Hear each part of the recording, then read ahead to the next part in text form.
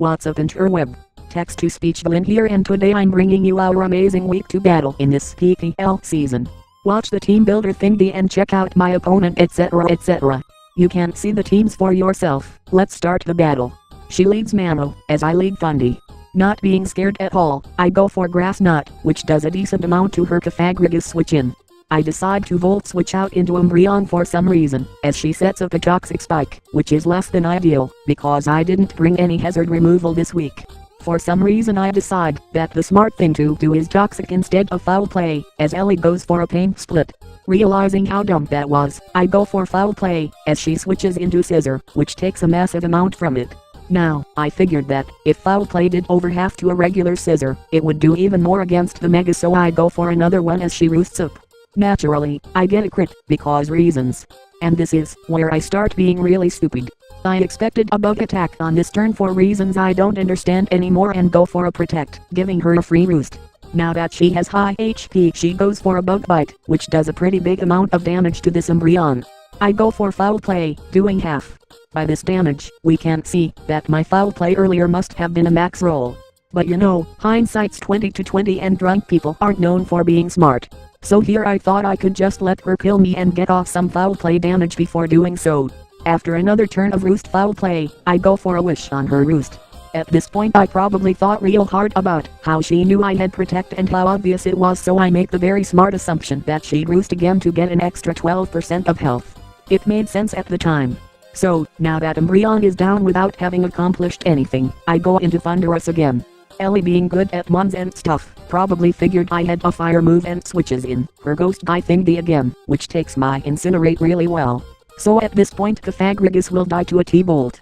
But I go for a Grass Knot, because reasons, which means she gets off a bit of damage with Hex and actually lives on 1% after toxic damage. So now I go for Incinerate, because I don't know, and take out the Pythagoras. She brings in the Mamoswine. This program is great at pronouncing things. She brings the Mamoswine and this time even drunk Evelyn realizes that Ice Shard might be a thing and switches into Scissor. The Ice Shard doesn't do very much damage and we see that she's a Life Orb set, which is very good info for Darmanitten. So here she probably expected the superpower and goes into Gastrodon. Honestly, I should have U-turned here, but superpower seemed like a better idea at the time. The superpower does pretty pathetic damage and we take some Rocky Helmet recoil. Being unable to damage this thing and being scared of Scald Burns, I switch out into Fundy as she recovers. Not wanting to over-predict, open parenthesis, or predict at all, close parenthesis, I go for the Grass Knot, which almost takes out the Gastro Guy. I assume she needed it to live that, so good job on that. We take some Rocky Helmet damage and die to Life Orb, as she recovers up back into green health. At this point I thought fuck F, reset up and go into Celebi and set up a nasty plot, as she switches out into Electabuzz. Now, I'm not sure if I mentioned this in the team builder, but I prepared for Ice Punch on that thing. Didn't feel scared at all, thinking Earth Power could easily take this thing out after I live an Ice Punch. But she's got the Signal Beam. And down goes the silly bee. At this point I probably realized that I'd lost, so I just went into Darm and clicked EQ. She switches in the thing that I can't kill with anything, and Darm does absolutely pathetic damage. So I go into Seesmightoad, the only thing I have left with a grass move, which she predicts very nicely, going for the HPGRS. Knowing I'll outspeed this thing, I just go for a Grass Knot.